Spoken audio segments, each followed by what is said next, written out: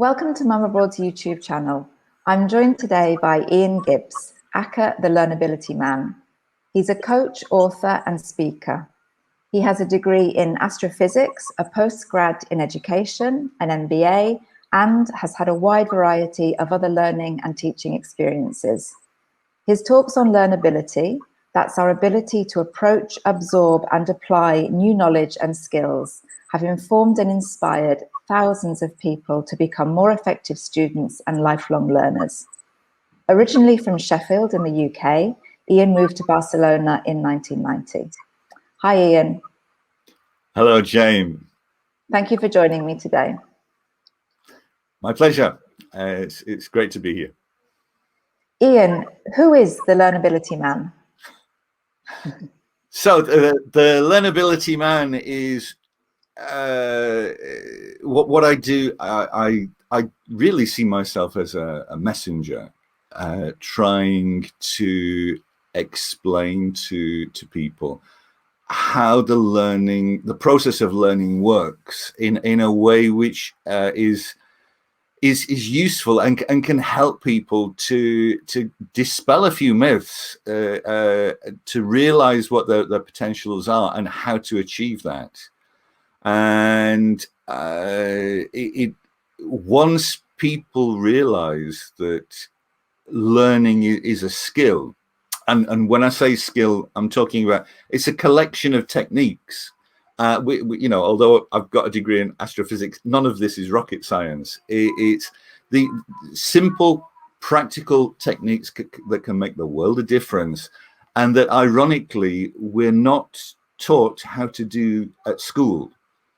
And the problem with that is that, well, first of all, for school kids, actually understanding the rules of the game can make a huge difference to how well they absorb the material that they cover in school. But even as adults, the values and beliefs that we have about the learning process is something that we form as teenagers, and we take them through to the rest of our lives. And suddenly realizing that actually there is a different way is often news for people. And once they realize this, it's like, oh wow, why didn't somebody explain to me this when I was doing my A levels or when I was doing my GCSEs or whatever? It would have been really useful. Ian, what would you say is a common mistake for people who are trying to learn? A common mistake for people that are trying to learn is actually understanding how the learning process works. The verb to learn is an active verb, and I say active in the sense that you can't learn something to somebody else. You can read something to somebody, you can show something to somebody, you can explain something to somebody else, but you can't learn something to somebody else. It's something you have to do yourself. And this sounds really obvious when you put it in those terms, but most people who go through the education system think that you can learn something to somebody else, except they don't use the verb to learn, they use the verb to teach.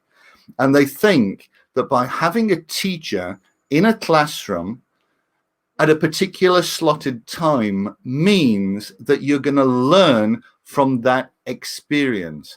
I'm afraid it's wrong. The teacher cannot learn you anything. It's the student that has to make the effort to learn it themselves. And so the question is, how do you actually learn something yourself if it's not through the teacher?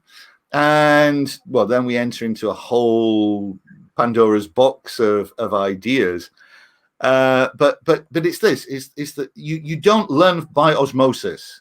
You don't learn by being exposed to knowledge. You learn by actively getting involved, thinking, trying things out, making mistakes, getting it wrong, and reiterating that process until it starts to go right.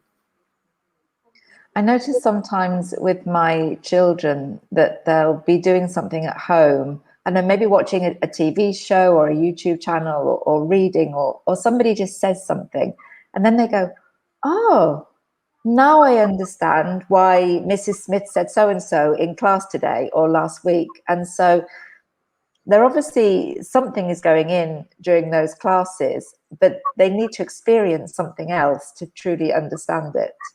Yeah, absolutely. Absolutely. Ian, what was your eureka moment? At what point did you realize that if you understand how the learning process works, you can get closer to achieving your full potential?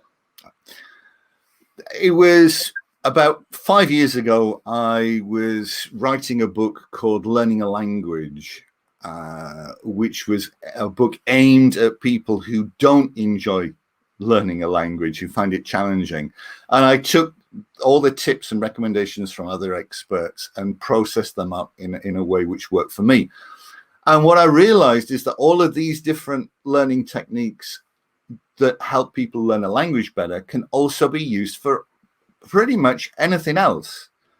And there's simple things which we never get explained at school. We go through I don't know, 15 years of academic life, and the idea that nobody would sit a student down and say, do you realize this is how the brain learns? This is how we receive, process, store information and retrieve it. And this is how you can do it better in a way which is effective. Nobody ever does that. I feel is just bizarre. It's like expecting somebody to be able to drive a car without giving them driving lessons first.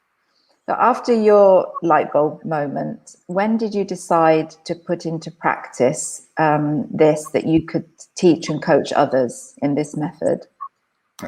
Well, once I realized this, I got quite excited, and I immediately wrote a very small, succinct book called 23 Tips to Learn Stuff Better. And I went around schools and colleges giving talks on this. And this is basically how I started. And then it was when I started to get approached by other people saying, well, could you give me more information? You know, could you help my little Johnny or my little Janet? And it sort of started to gather momentum from there. Ian, you just mentioned one of the books you've written, and I know that you've written several other books, one of which is 23 Tips to Get Better Grades. And I read some reviews about this book, and I found one that summed it up perfectly, it seems. I wish I'd had this book when I was preparing for my exams. This is written by a student.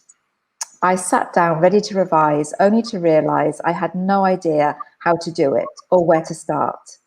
It's easy for teachers just to say revise, but how do you actually do it? That's when the panic set in for me. It was as if I had missed the lesson at school where you were taught how to revise properly.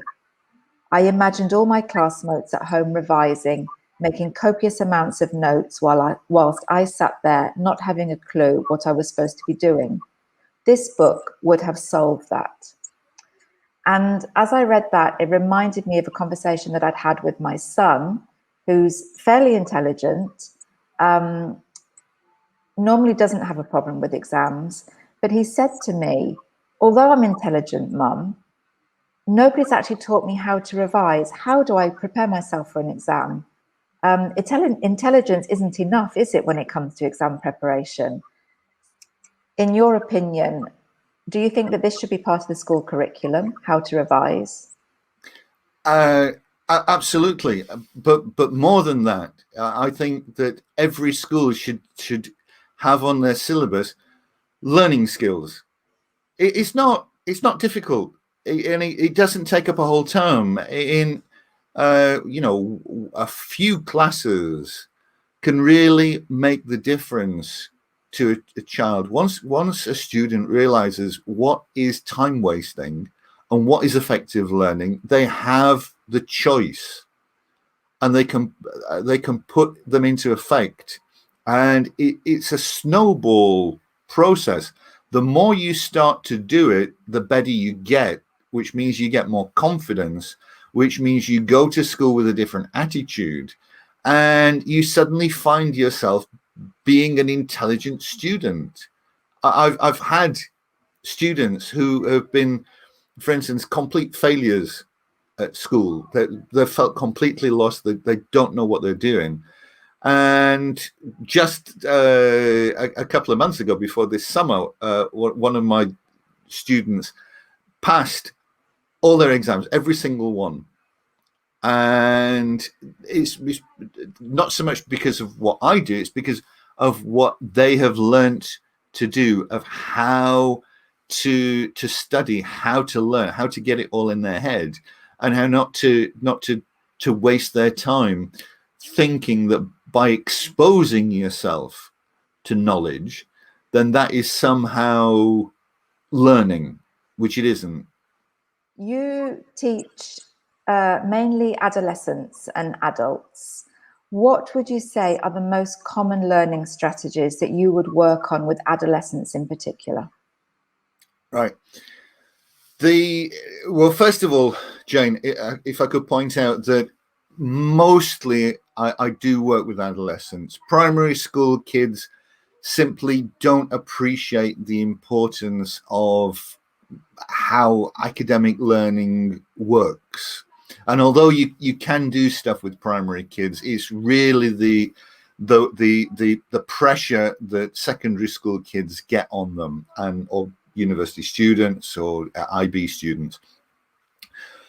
And so the first thing that I work with is to point out that a lot of the stuff that they do at school, like sitting in classes, copying notes, reading books, possibly watching videos, listening to presentations, are low-grade learning activities. You don't actually learn a lot, ironically, from going to school and doing these things. The higher grade activities are things that involve you more, where you have to start thinking for yourself. You have to start doing it.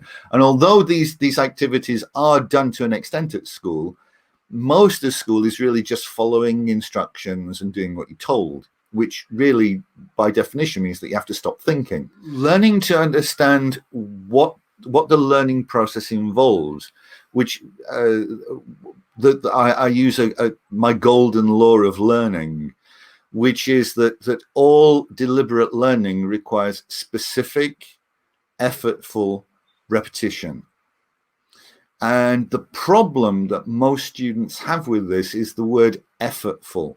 They understand the idea that you have to have a clear idea of what it is that you're trying to learn.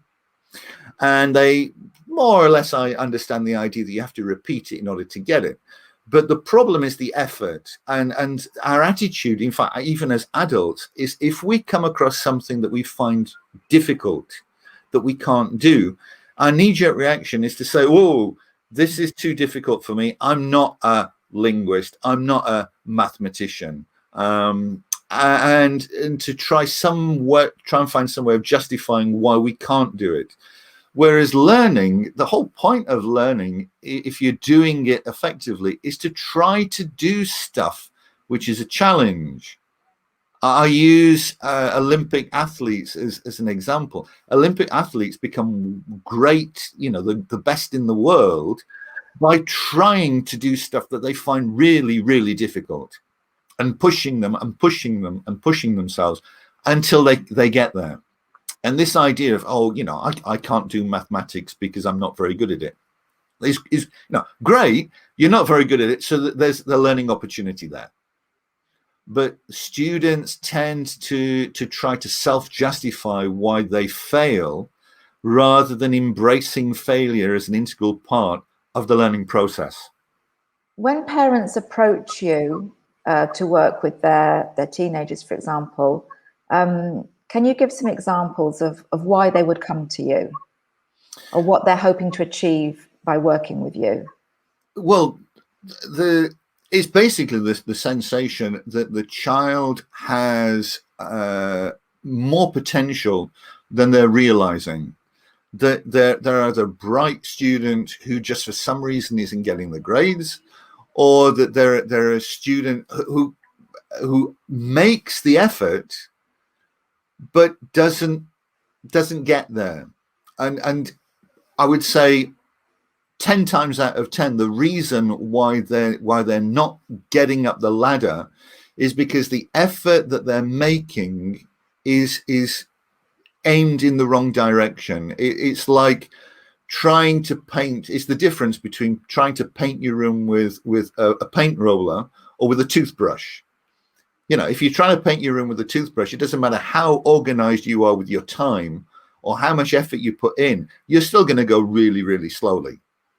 And by just nudging students in the right direction and saying, look, instead of doing this, try doing that, they suddenly realize that actually there's a lot more return on time and effort invested by using the right techniques. That's a great analogy. And I also heard you say once, if you put some bricks down in front of somebody, it doesn't mean that they can build a house. You need the tools to do that. So yeah, very true. Yeah. And Ian, do you always work with individuals, or do you ever find yourself in situations where you work with groups?